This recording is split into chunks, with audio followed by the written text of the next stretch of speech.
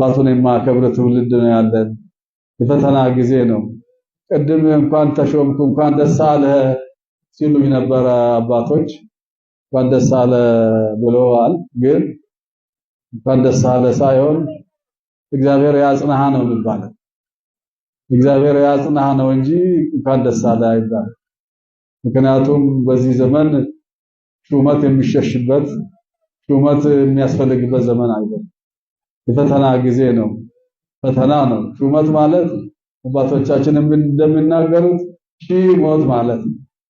ስለዚህ ወደ መከራ መግባት እንጂ የሚያስደስት ነገር የለውም። ለመታገል፣ ለመከራ፣ ለመሰቃየት፣ ለመሰደብ ለዚህ ነው አሁን ትንሹም ትልቁም የሚያውቀውም የማያውቀውም የሚያውቀንም የማያውቀንም ያው ስድብ ነው። አባቱን የማከብር ትውልድ ነው ያለን።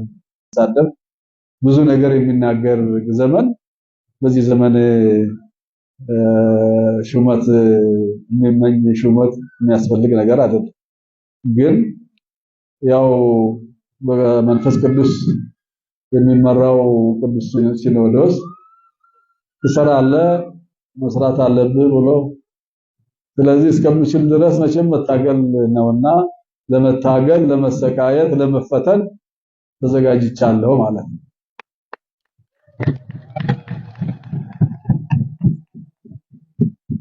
ስለዚህ እግዚአብሔር ያጽና፣ እግዚአብሔር እርዳ፣ ጽናቱ ብርታቱን ይስጥህ ነው የሚባለው እንጂ እንደሳ አይባልም ለማለት ፈልጌ ነው። ስለዚህ እግዚአብሔር እንግዲህ የሚያሰራ እሱ ነው፣ የሚጠራ እሱ ነው፣ የሱ ስራ ነው፣ የሱ ፈቃድ ስለሆነ እግዚአብሔር እንዳደረገን እግዚአብሔር እንደፈቀደልን እንሆናለን ማለት ነው።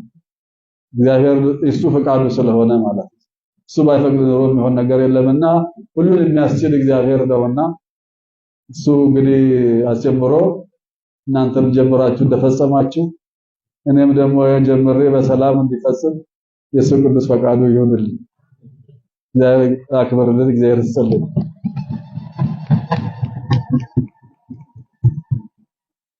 እግዚአብሔር ምሕረቱን ቸርነቱን ይላክልን። እግዚአብሔር ሁላችሁን ይባርካችሁ፣ ቀድሳችሁ ከክፉ ነገር ሁሉ ይሰውራችሁ። ቤተክርስቲያናችንን ከፈተና ይጠብቅልን። ሁላችሁንም ልጆቻችሁን አሳድጎ ለቁም ነገር ያብቃላችሁ። በልጆቻችሁ ለመደሰት ያብቃችሁ።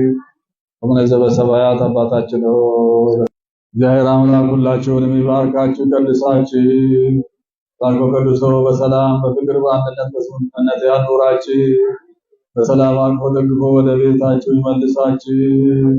በሰላም ወደ ቤታችሁ ያግባችሁ። በሰላም ግቡ።